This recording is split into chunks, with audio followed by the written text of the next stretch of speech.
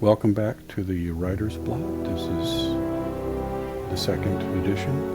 I'm going to try to keep this one short if I can. I just want to explain a couple things about magic with this one. When I talk about magic, I'm not talking about sleight of hand magic that you see on television or you see in Frosty the Snowman or whatever.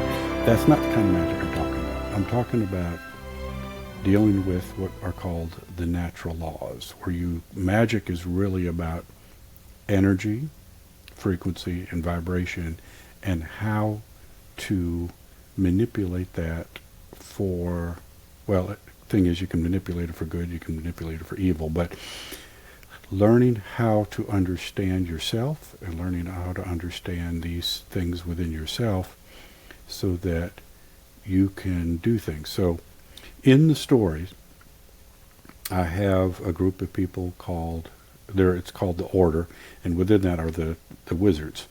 And you meet, right off the bat, you meet Velsussy in the early chapters. He's the first wizard and the only wizard that Yvain knows to begin with.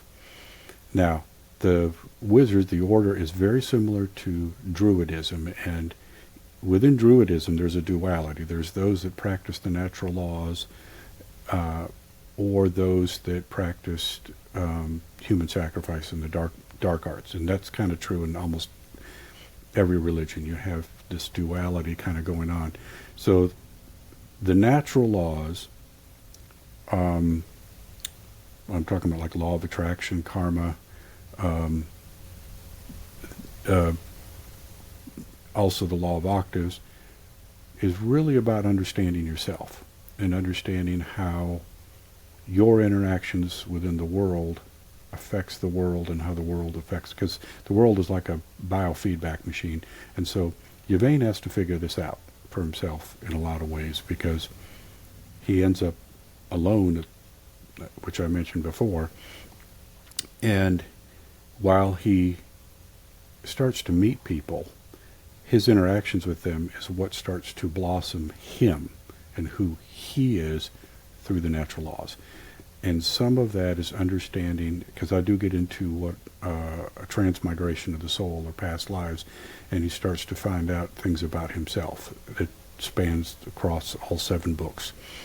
But early on, the magic idea of this is he starts to see things, because he's got this ability built into him because of who he is, because of his past lives. Let's call it spiritual DNA, where his abilities to do things is created from who he is as a character, as a person. The story starts off with 5 people. You have Yvain, his guardian Termas, his father Milioff, his guardian Julius, and finally Velsussy the wizard. Now, Julius is a Catharian within the Minian people. They are zealots.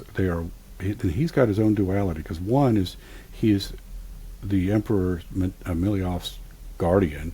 He's devoted to that. That's his job. But he's also opposed to the Order. He thinks the Order is what caused all of the problems they have throughout their history. It's a problem we have today. People don't want to take responsibility for their thoughts, words, and deeds. They use their religion to sort of push this idea that everything that's wrong in the world is the Order's fault. So they're trying to do away with the Order.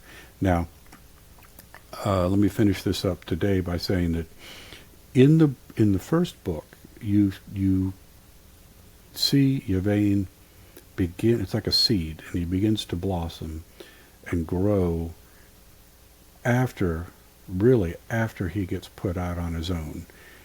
It's very similar to the Native American journeys, where you had to go out on your own, and whatever you learned up to that point is what you either learned it right or you learned it wrong, and you either live and come back to the tribe or you don't. And in the case of Yvain, he has to take everything that he was taught by his mother and everything that was taught to him by whoever else he interacted with, and use that to survive. So I'm going to close this one out today. Like I said, I only wanted to keep it to about 5 minutes. But I'll talk more about magic. If you want to ask questions about my thoughts on it, you can leave them in the comment section, and I will get back to you. So thank you very much. And this is the end of the second episode, and I will see you later. Bye-bye.